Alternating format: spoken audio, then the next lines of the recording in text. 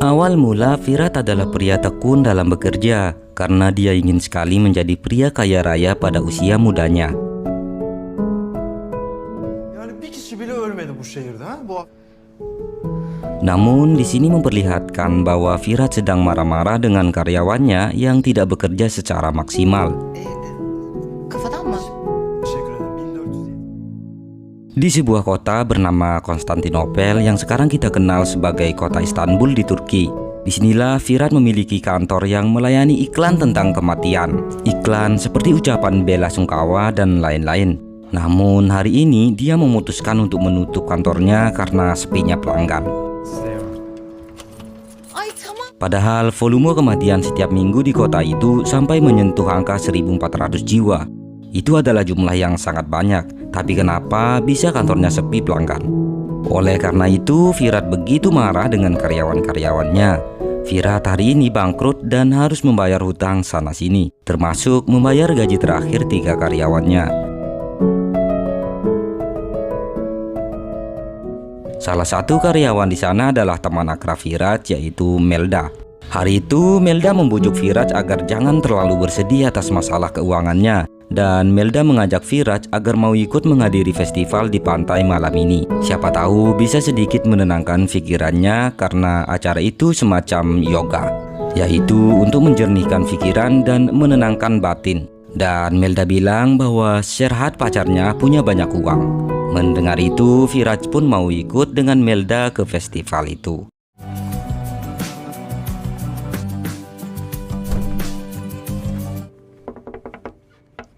Festival dedim, birileri yapsın, biz oturalım kenarda izleyelim. Kim?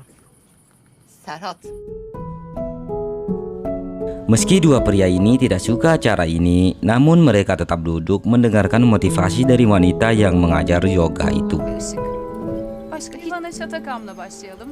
Şahane müzikle bizlere Sepanjang acara, tibalah saatnya mendengarkan musik keheningan untuk sedikit menenangkan jiwa. Di saat itulah Firat kagum dengan wanita yang bernyanyi di depan itu.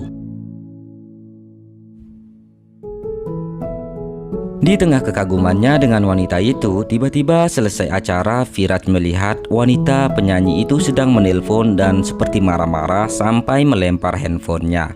Saat itulah Firat mendekati wanita itu dan membantu mencari telepon yang baru aja wanita itu lempar dan tertimbun di pasir.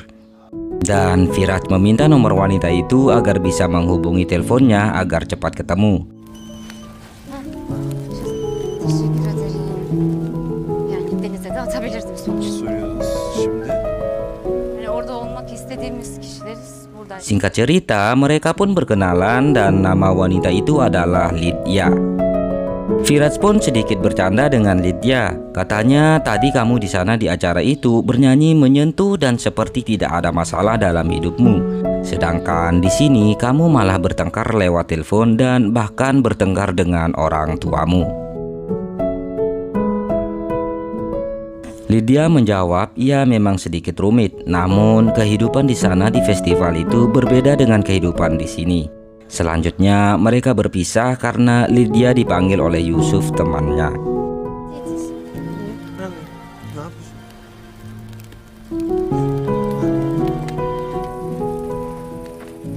Fırat.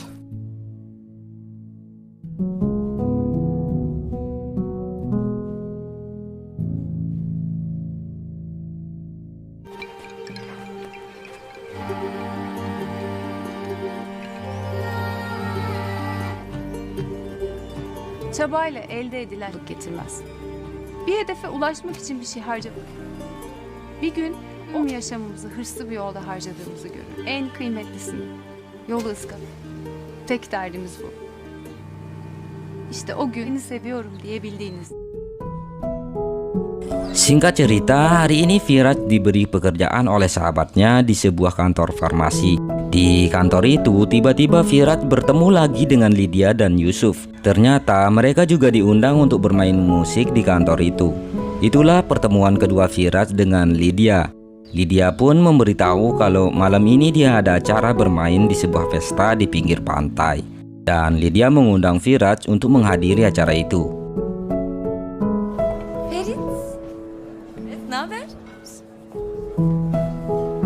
Namun Virat bilang ini adalah hari pertama saya kerja di kantor ini dan nanti malam ada meeting. Jika saya tidak hadir pasti saya akan dipecat. Begitu kata Virat. Lydia pun membisikkan Virat bahwa baginya pertemuan ketiga pasti berkesan. Mendengar itu Virat pun merasa mendapat sinyal asmara dari Lydia.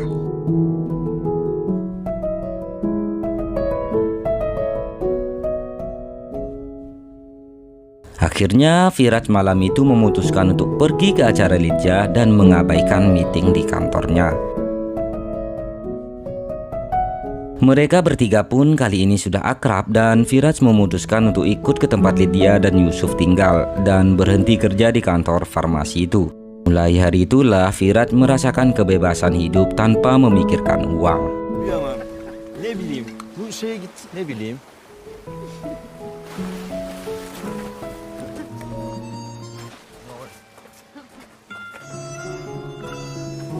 Ne yapalım? Uyuyup mu gidelim yoksa dinlenelim? Özgürüm desene.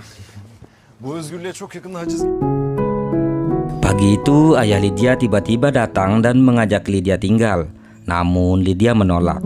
Ayahnya pun pergi dan bilang bahwa mulai hari ini kamu bukan anakku lagi. Dan suasana pun sedikit sedih. Anlamıyorum. Beni Mesela şu anda neden hakaret ediyorsun arkada?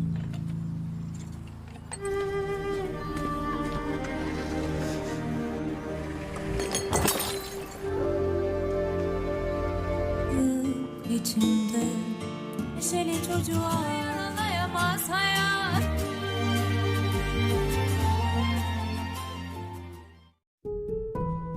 Hari demi hari mereka bersama. Dalam perjalanan Virat melihat tanda yang pernah dikatakan guru yoga tempo hari. Mereka pun menuju tempat itu. Ternyata di tempat itu tidak boleh ada yang bicara kecuali pelayan yang menyiapkan makanan dan minuman mereka.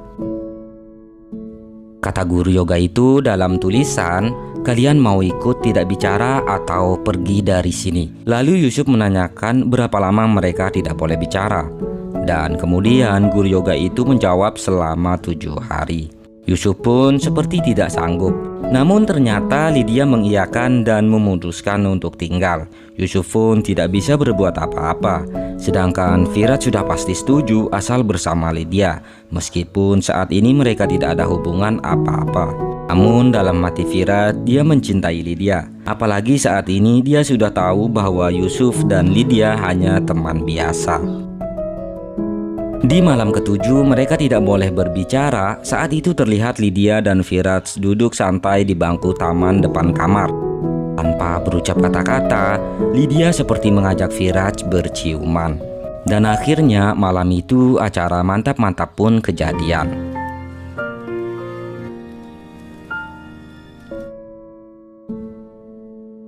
Keesokan harinya mereka pun sudah boleh bicara.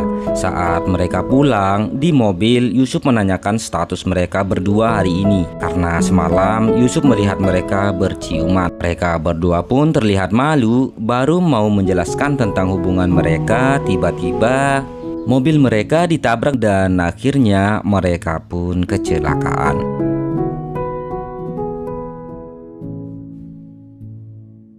Saat Virat bangun dan melihat berita, ternyata Yusuf wafat dalam kecelakaan itu.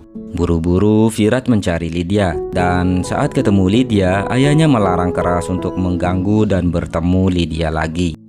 Namun Lydia berbisik jangan biarkan hal ini terjadi.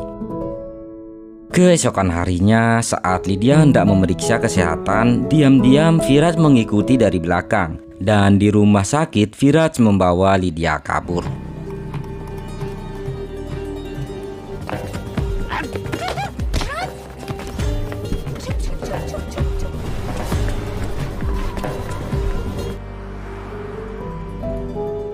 Belum tahu tujuan kemana, Lydia mengajak Virat bertemu dengan guru yoga itu lagi. Katanya untuk pelajaran yoga terakhir. Mereka berdua diajak ke sebuah gunung oleh guru yoga itu. Dan ternyata di sana mereka bertemu Yusuf. Begitu kagetnya Virat hari itu. Saat Virat bertanya kepada Yusuf, bukankah kamu sudah wafat? Yusuf pun menjawab, "Iya benar, aku sudah wafat dan saat ini kita menuju cahaya." Disitulah pikiran Virat merasa begitu hancur karena ternyata Lydia yang dia temui juga sudah wafat bersama Yusuf dalam kecelakaan itu. Dan Virat pun bangun dalam komanya dalam keadaan terpukul dan pasrah.